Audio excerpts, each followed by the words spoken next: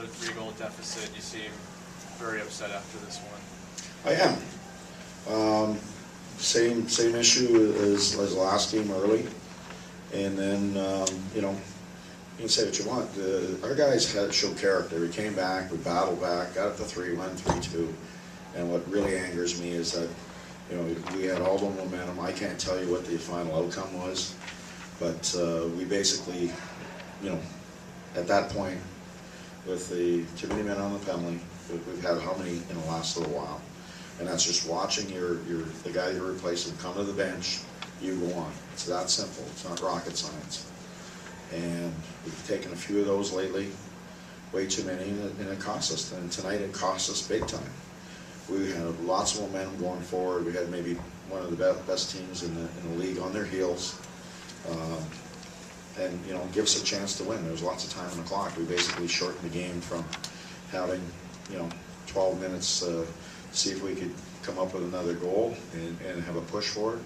We basically, you know, finished the game the next minute. So there was too many men, and then we took a cross-tracking penalty down the ice, and that to me is absolutely unacceptable. You know, we battled back. We got put ourselves in a hole. I don't know if we put ourselves in a hole. You know, we didn't get any saves, and you know, we take two untimely penalties that basically, you know, Boston was nothing at your back there. Just killed all the momentum. So that's my frustration, is that we've got a lot of guys really committed, really working, showing true character, and then we do things that can't happen, unacceptable things. Who was it who jumped on? We'll keep that in the locker room. You can watch the film. The decision to replace Hutton, was that performance-based, or was that something else? I saw the second goal. I saw enough. Been seeing too many of those from playing goalie roulette lately.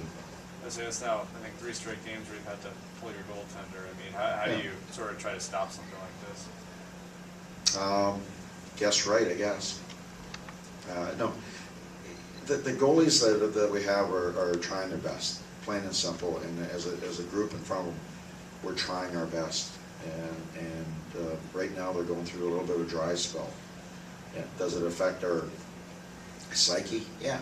It's almost like getting hit with a stun gun. You know, you're in that stun mode for a few minutes, and you've got to work through that. And then once you work through that, you know, I think you saw our character. We're down 3-0. We could have said, "Hey, it's going to be, you know, let's just go through the motions to get the game over. It's, you know, we get a couple of days off." We didn't do that. That's not in our DNA. So that's the part I really like about our hockey club. But it's frustrating.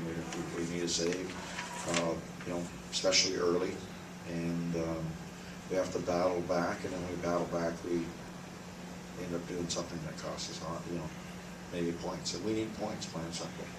I imagine a strong start was probably discussed before the game. Absolutely. We talked about that, and then the first shot goes in. So actually, I think it was 2 out of 3 or 2 out of 4. It wasn't very many, I know that. It seems like you have to play a perfect game to be able to win lately. Every mistake seems to be getting in the back of your net. Yeah, it does right now. Yeah, and that's the psyche thing about it. You know, that plays in your mind a little bit. Are we strong enough to get through that? Yeah, absolutely. I believe that room is strong enough to get through it. But you know, reality is we've got to play almost a perfect game. We've got a very, very young goaltending tandem that is trying to as hard as they can, and they care, and they you know, they do everything. And we got a very young D-core, one of the youngest D-cores in the league. And so right now we're almost have to play perfect, and we have to. Not only do you have to play real, you know, you don't have room for error, but you got to play really good, and you got to play really smart. And I thought we played really good. You know, today scoring chances were very even in the first. It wasn't, you know, we give them easy goals.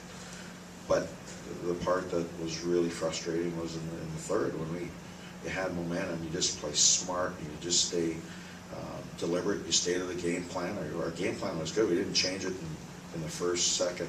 There was no need to. We didn't do anything particularly wrong. They just ended up in our net. So it was just stay at the game plan. They did that. We pecked away. We got back. And then we did some things that we can't do if we want to get points. That was more of my frustration than anything. It seems like frustration seems to be the key word. What more can you say at this point? Well, you know, you're asking me 15 minutes after a game. You ask any coach when you lose a game, if you've been in this business, that coaches get frustrated.